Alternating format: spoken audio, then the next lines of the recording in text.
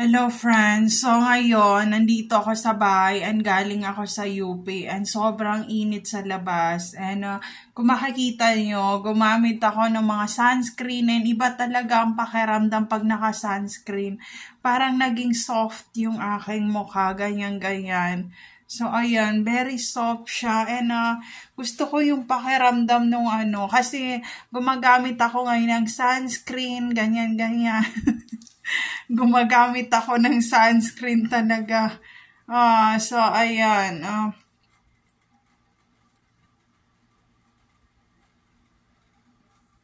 So, ayan. Very soft talaga. Ganyan, ganyan, ganyan. So, ayun. So, hindi pa rin tumatawag yung mag-ama ko. Hindi ko alam kung saan sila napunta. And hindi sila, hindi pinakita ng asawa ko yung ticket, ganyan-ganyan. Hindi niya pinakita yung saan sila magpa-flight, ganyan-ganyan. Hindi nila pinakita talaga. And nalulungkot ako kasi ang layo na ng ugali ng asawa ko sa dati. And ayun, itong huli na talaga, yung asawa ko pumunta siya doon sa office kung saan siya nagtatrabaho and hindi na niya ma-update yung lock ng pintuan kasi mukhang hindi na siya ipapasok ng company sa trabaho and ayaw niya na umuwi dito sa Pilipinas kasi hindi ganun kadali ang pamumuhay dito sa Pilipinas. So, ayun. Hindi pa namin alam kung anong mangyayari. And kung nalulungkot ako dahil nauubusan kami ng pera sa ngayon, hindi ako nalulungkot kasi sobra pa yung pinagdaanan namin dati kaysa ngayon. Kasi dati talaga naghirap kami ng sobra-sobra. Yung ultimo bigas, hindi namin masaing, ganyan-ganyan. And ultimo gatas ng bata, hindi namin mabili. And pinagtsatsagaan na lang namin yung dilata, ganyan-ganyan. And nawalan kasi siya ng trabaho nung time na yun. Nawalan siya ng trabaho and sinabi niya na, umuwi ka na ng Pilipinas kasi lagi kami kinakatok dahil nga nung time na yun wala pa akong papel and sabi niya, umuwi ka na ng Pilipinas kasi paano kung huliin tayong dalawa, wala tayong marriage contract, ganyan-ganyan kasi hindi naman niya ako pwede talaga napakasalan doon sa Philippine Embassy kasi ang aking passport hindi naman binigay nung employer talaga sa akin but nag-appear naman yung employer doon nung time na nag-exit na ako and sinorender naman niya yung passport doon sa police station and binilihan naman nila ako ng ticket. So, ayun. Wala namang problema. So, yun yung first na umalis ako and wala akong baon na pera kasi nung time na yun nawala ng trabaho ang asawa ko and wala siyang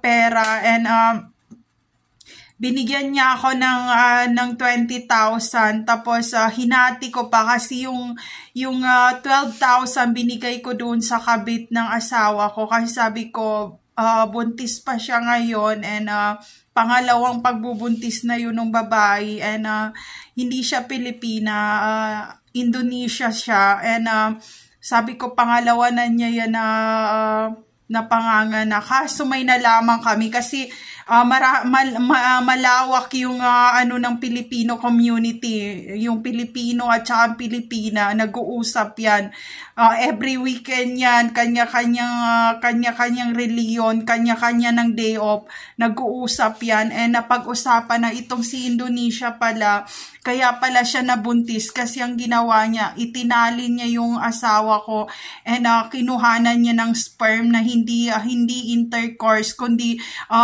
kumbaga sa pilitan na pagpump ng sperm na may pinasok na matulis na needle sa titi ng asawa ko. Yun ang pinagchichismisan nila doon. And naawa naman ako sa asawa ko kasi sabi nung mga sa casino na yun, sabihan mo kasi si James na ganun ginawa sa kanya. And sabi ko sa kanila, hindi ko kaya sabihin sa kanya, naawa ako. And ang ginawa ko, yung 12,000 pesos, binigay ko doon sa Indonesia na yun kasi wala siya mapasukan na trabaho.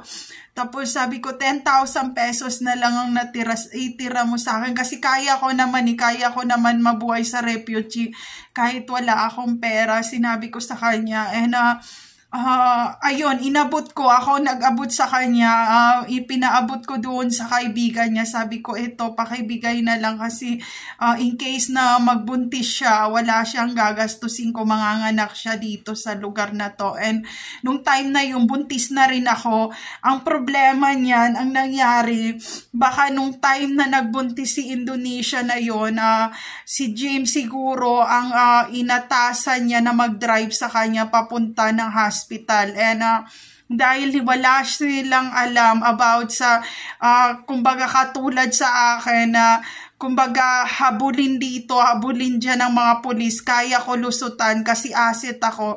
Itong si ate girl na Indonesia, hindi siya asset, kaya hindi ko siya kayang patulan, hindi ko siya kaya awayin. Yung mga sa casino, inaaway siya. Sabi ko, wag nyo nang awayin, ganyan. Sabi niya, Jasmine, traidor kasi yan eh. Ang dami-daming nawawala dito sa casino eh. Ultimo pera o ultimo madjonga namin nawawala eh. Sabi ko, ayan, yun na kasi yung may-ari ng madjonga na yon, Kapampangan, sabi ko ayan yun na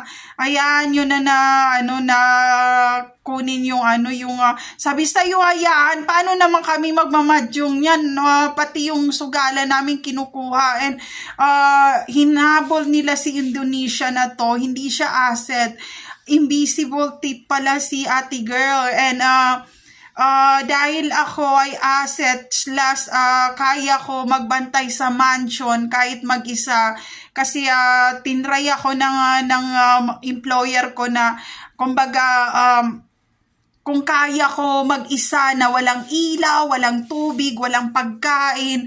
And nakaya ko naman kasi yung bahay nung naging employer ko, may mga namatay doon. Tapos yung may third eye ako, nakakakita ako ng patay. Yung mga patay na yun, parang nag-hi and hello sa akin doon sa bahay. Tapos naiinis yung madam, sabi niya, iniwan kitang walang pagkain dito sa bahay, walang tubig, walang kanin, walang pagkain, wala lahat, walang pera, bawal lumabas, hindi pwede manood ng TV, hindi pwedeng gumamit ng ganito, walang shampoo, sabon.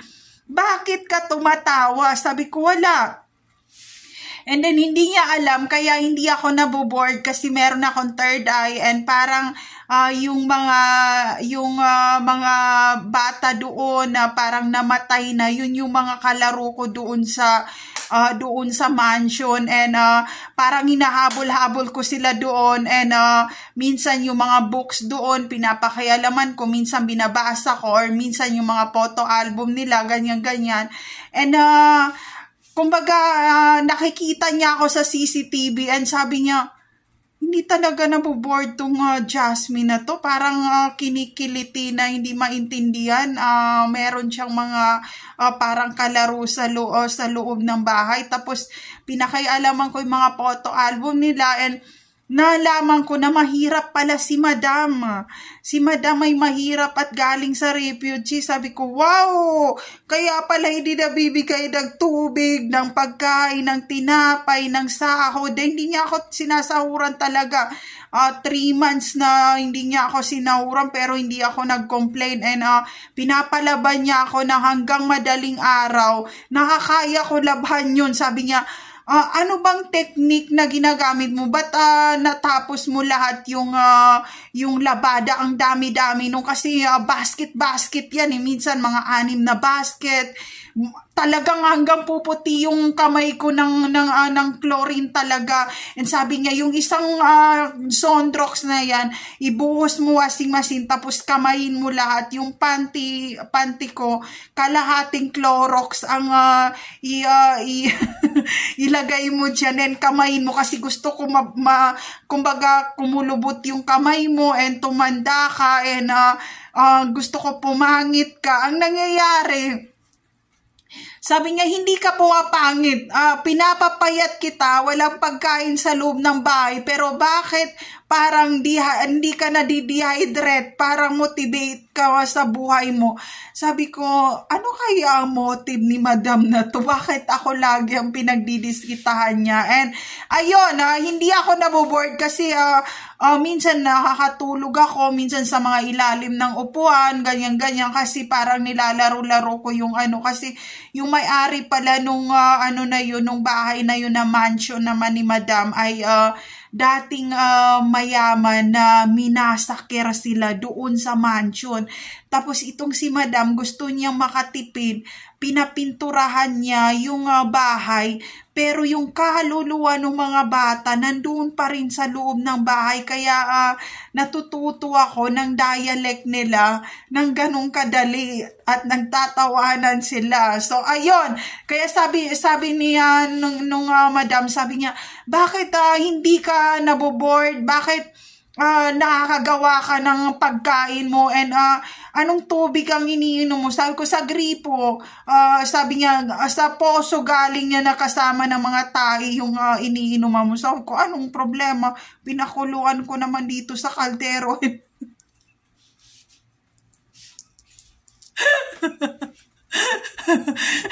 So ayun, meron akong tapos sabi niya, wala na ako masabi sa'yo, Jasmine. Lumayo-layo ka muna dito. Dahil natatawa ako. Natatawa siya. Sabi niya, itong passport na to, panggap to, no? Ginaganon niya ako. Sabi niya, ang tanda ng edad mo dito. Hindi naman ito yung edad mo. Magsabi ka totoo. Sabi ko, lumayas kasi ako sa probinsya. Sabi niya, probinsya na pala. Kaya pala, kahit gutoming ko, hindi ko itali ko yung rep para hindi siya makaulam or hindi makakanin. Kahit anong gawin, yung dahon-dahon ng halaman sa labas ng bahay, yun ang pinakuluan ko and kinain ko. Tapos sabi niya, yung mga nabuksan nilang noodles na hindi kinakain naman yung, kasi ayaw niya yung nahanginan na mga noodles, ganyan-ganyan. So itong mga aswang na mga bata na namasaker doon, namasaker sila, as in inilooban, pinatay sila doon, sila yung kumukot-kot doon sa mga noodles, and sinasabing, tingnan mo, may pagkain pa dito. Ito yung tinapon ng Madam para magutom ka. And then natatawa ako, and sabi ko nga, tinutkot nga, and sabi ng Madam, lahat na lang na noodles ko, na mga pagkain ko, kinukot-kot na dito sa tapos hindi ko na to kakainin kasi hanginan na, tapos itatapon niya sa basurahan yan. So kukunin ko yung kakainin ko, and then sabi niya, magja-jogging muna ako, gaganyan siya, and babalik siya mga 2 hours to 3 hours. And then sabi, ang bango ng kusina, ano ba nga niluluto nyo dito? And then may akyat muna ako kasi tawang-tawa talaga ako sa iyo, Jasmine. Sabi ko, wala namang pinapasahod, tatawa pa sa loob. Sabi ko, tumawa ka na dyan. Tapos, hindi ako naboboard. Sabi niya, hindi siya naboboard talaga kahit anong gawin ko. And then, every weekend, pinagchichismisan nila. Yung si Jasmine na yan, walang mga pagkain yan sa bahay yan. Pero, kaya niya yan maglinis, maglaba, malinis trabaho niya. Ganyan-ganyan talaga. So, nung sinabi niya malinis trabaho ko, umihi ako, tapos sinalo ko yung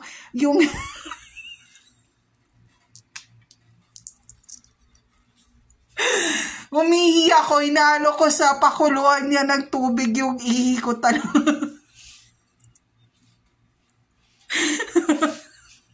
Tapos pinainom ko sa kanya, ko nainom niya, oo.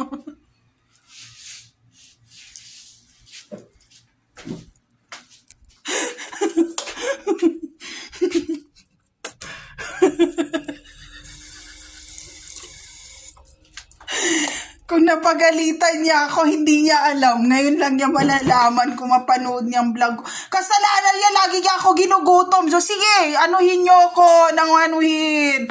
So, ayun, sabi ko, masarap yung kape, yung kape. Sabi niya, gusto ko pa ng lasa. Sabi ko, lasa ng puki ko yan na inihiyang ko yung...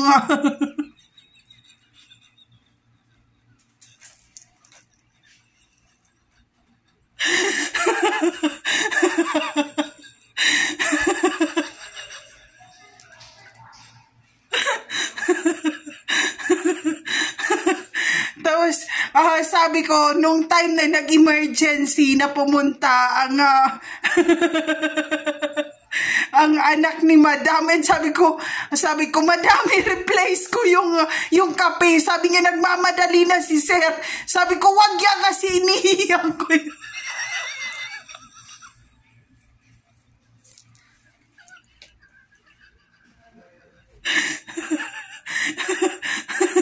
Kasalanan niya, pinapaubos niya yung buong Sondrox, yung Clorox sa sa kamay ko para na raw paputihin lahat ng 5 basket na labada. Nabuisit talaga ako at hindi nga ako sinahuran.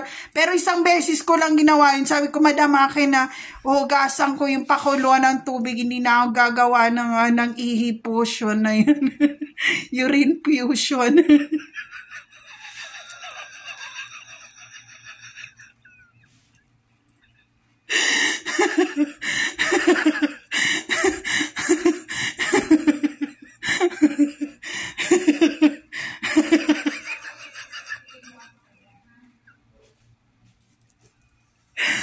So, ayun, yun lang. And magmula noon, nung nakainom si Madam ng urine fusion na yun, parang ano na siya, bumait siya.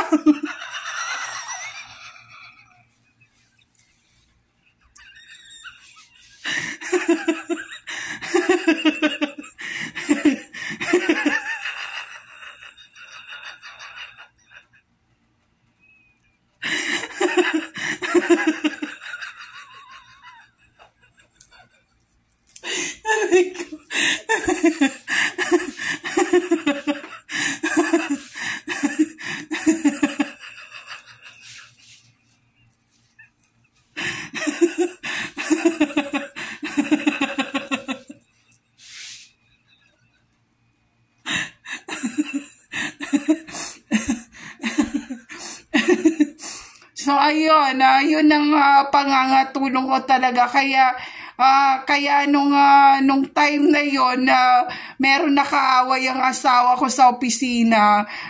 Binantayan raw niya kasi sabi niya, si James raw ay sobrang kuripot raw pagdating sa cafeteria, and nainis siya. Nainis yung kasi all the customer have tip raw, magbigay na mga 100 pesos for the tip, ganyan. And ang asawa ko hindi nagtitip kasi lagi niya sinasabi na yung pang tip ko, pambili na namin yun ng isang dilatang ulam na magpamilya na kasama ng anak ko, ng asawa ko, ganyan. And parang nagalit yung ibang lie about doon sa na yon, and nilagyan niya yung pakuluan ng tubig sa gripo, and nakita ng asawa ko, and sinumbong niya sa management, and nawala ng trabaho si kuyang cafeteria nung time na yun.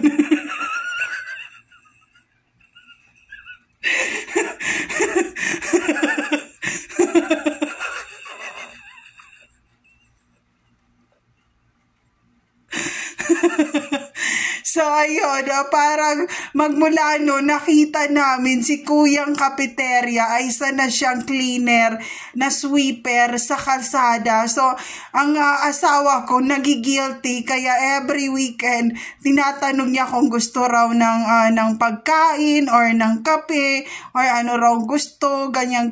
And hindi nagsasalita yung cleaner kasi masama pa rin ang loob. Masama pa rin ang loob kasi sinasabi niya, kung sa cafeteria ako, hindi ako iitim.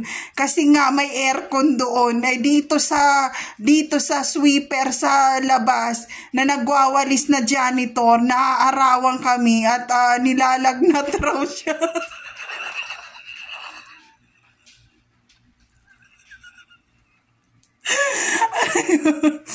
So, sabi ko, B, wag mo na kasi pansinin. And, sabi niya, B, kasalanan ko kasi, sinumbong ko kasi sa management.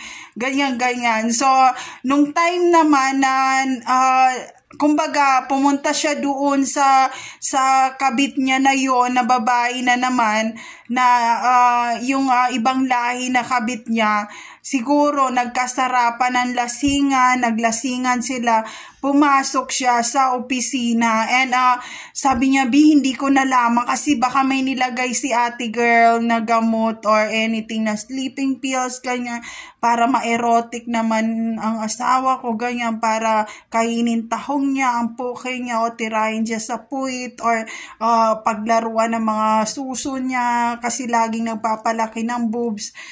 Si ate girl, lagi pinapampang boobs niya, ganon. Tapos, habang nag-overtime mga asawa ko, sabi niya, hindi ko alam, B, na yung CCTV pala nakatutok sa titi ko kasi nga, hindi na pala ako umiihi sa CR, doon pala ako umiihi sa opisina sa basurahan.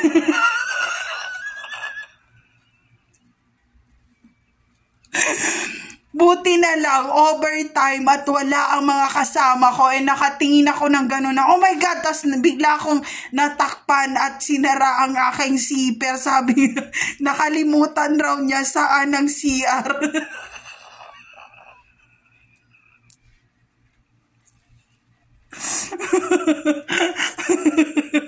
So, ayun, yun ang mga problema talaga. Kaya wag niyo akong biruin talaga kasi marami na akong naging employer talaga na hinalo ko ang ihi ko sa kanilang mga pakuluhan ng tubig. Kung nakakita sa CCTV, oo, kaya tinatapon nila yung kape. Yun nga lang si madam, nung time na nauhaw siya kasi mainit sa labas, kaya hindi na niya tinanong kung anong init yung ihi na nainom niya.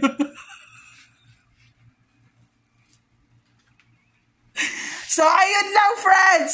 There's no safe place to all targeted individual out there. Take care always, everyone.